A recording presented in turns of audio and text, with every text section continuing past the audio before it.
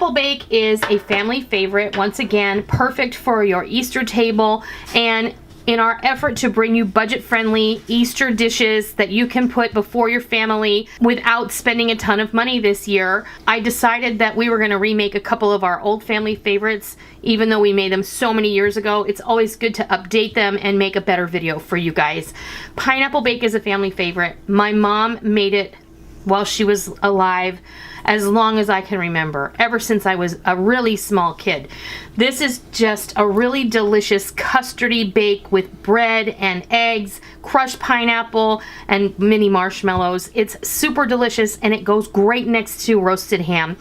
And we used to have this every single Easter without fail. Sometimes she would make it special for a potluck or something we were going to, but that's really the extent of it. It really could substitute as a dessert or even a brunch item. It's fabulous for brunch. It's kind of like a French toast bake, only with pineapple in it. And there are a lot of directions you can go with this. I'm gonna just make you one single recipe. My mom always did a double and made it in a 9x13 pan. But what you're gonna need is 4 cups of either white bread, or in this case, I had some brioche hamburger buns left over, so I just cubed them up and until I had 4 cups worth. You need 1 20-ounce can of crushed pineapple. You don't have to squeeze it dry. In my old video, I told you to take all the liquid out, but there's really not that much liquid in here, and if you take all the liquid away, you lose a lot of the pineapple-y flavor. So I'm gonna just tell you to drain off what comes out before you take the lid off, and just tip it over the sink or into a cup and enjoy that. About 1/4 of a cup comes out, and then just leave it like that. You're gonna need a stick of butter, or a 1/2 cup melted, 4 eggs, a 1/2 cup of granulated sugar, and then everybody's favorite, mini marshmallows. This is 2 cups worth. So I'm just gonna start building this. I'm gonna move my pan of bread off to the side because we're gonna actually take care of those in just a minute. So what you wanna do is crack your eggs into a bowl.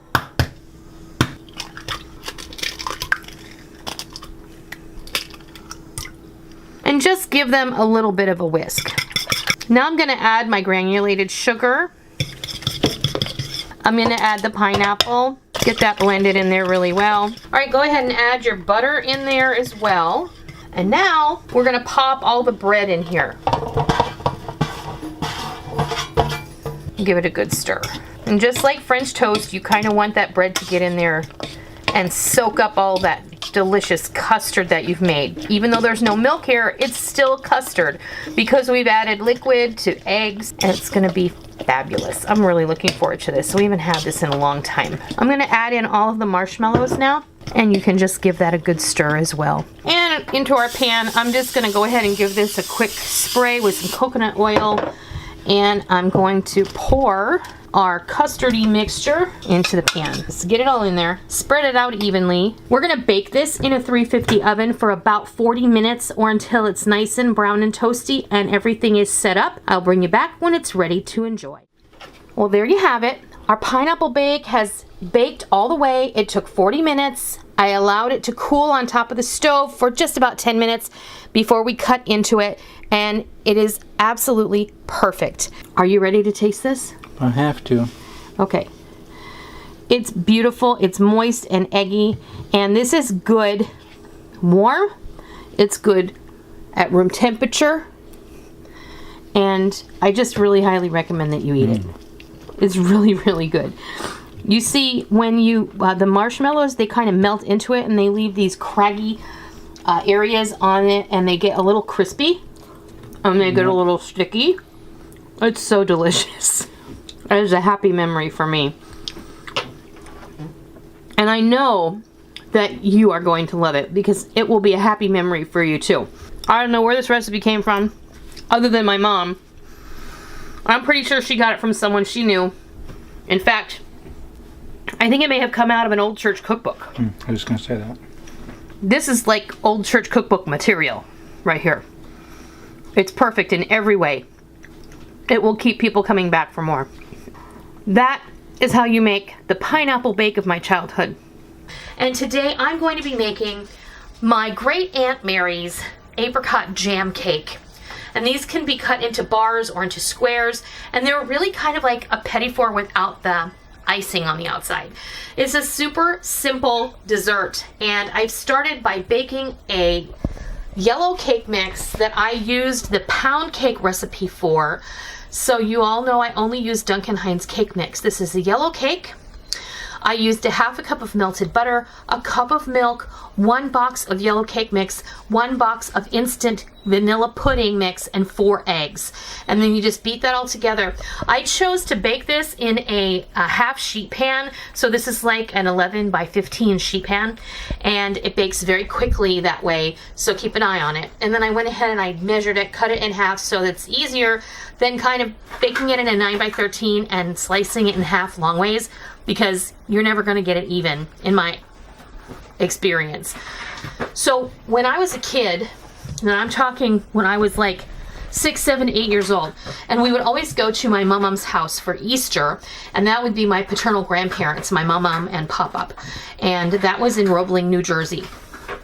And Aunt Mary was my pop-up sister, and every year she would bring a cake that was very similar to this. Now, I don't have a recipe, and I am going strictly on my 6, 7, and 8-year-old memory of this cake.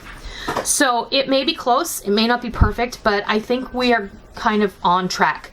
It's so simple, and if you are not a baker, you can make this with one of those frozen pound cakes. You can just cut it in layers, and you can do something similar. I'm using apricot jam. We're gonna fill it with apricot jam. We're gonna sprinkle it with sweetened coconut, and then we're gonna, flip the other layer on top, and we're gonna put apricot jam and coconut on top, and then we're gonna cut it up and we're gonna serve it, and it's gonna be delicious, and I just know it. This is just a super happy memory from when I was a small kid. And I, for some reason, was thinking about this not too long ago, and I had an idea for this collaboration, and then I thought of this cake, and I thought, that's what I need to make. So that's what we're gonna do. Now, this couldn't really be any easier. So, seriously, you bake the cake. When you bake it in the sheet pan like this, it cools super fast. And then I'm using apricot jam. So I have like a jar of apricot jam. You don't have to use apricot jam. You can use whatever your favorite flavor of jam is. You like peach, pineapple, strawberry, raspberry. Do you like cherry? Just get yourself whatever your favorite jam or preserves are. Now I'm using preserves.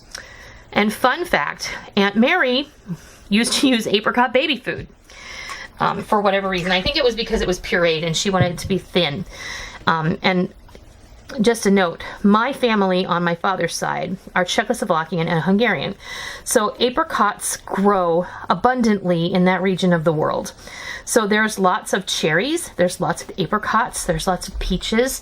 And so when you see a Hungarian or a Slavic style dessert, it is going to most likely have those flavors in it.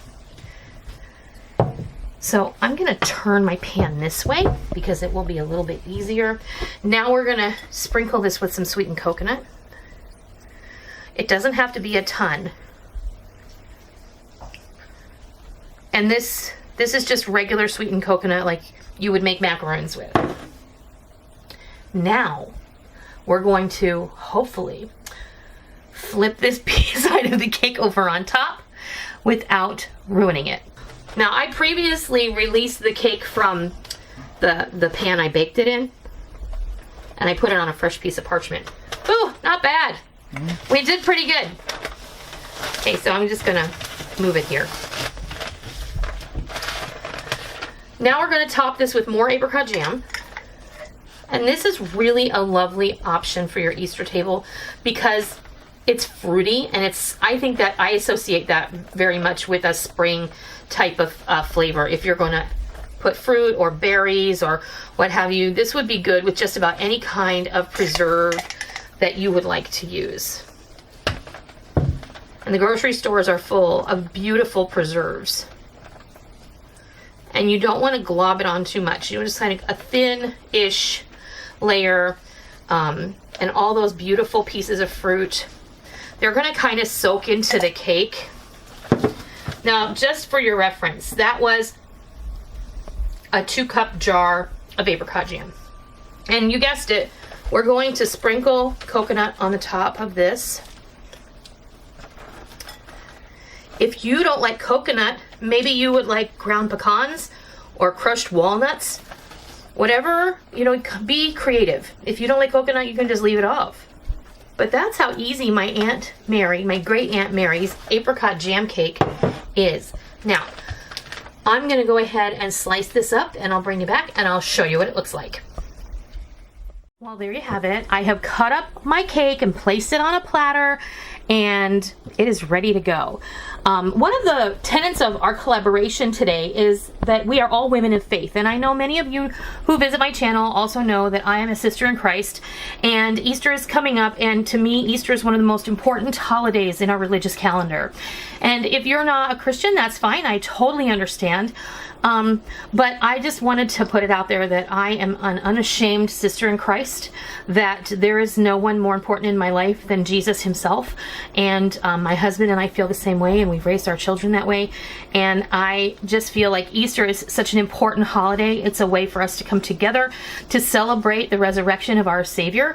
And what better way to do that than to come together and sit at a table and then just love on one another. So, you know, I love the saying that we say in our church is that more souls are saved at the table than in the tabernacle. And that's because at the table, we are all the same. We all need food. We all need to eat.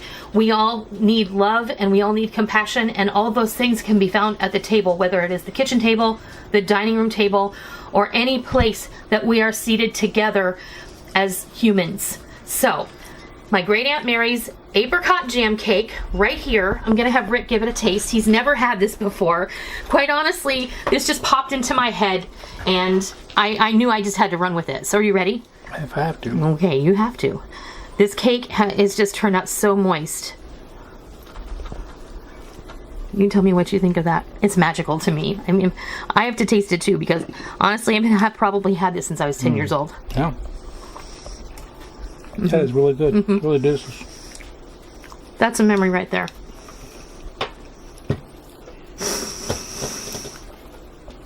Cut here for Crane. It tastes just like Aunt Mary's cake. And yeah, he had to cut the video because when I tasted it, it just took me right back to that table in my grandmother's house and all of the people sitting around it. And my brother and I are really just a couple of the people left because they've all gone to heaven, and they've all passed. So Aunt Mary, wherever you are, your cake is delicious and it's made a happy memory, and I can't wait to make this for my Easter table, and I hope that you all will consider doing that as well.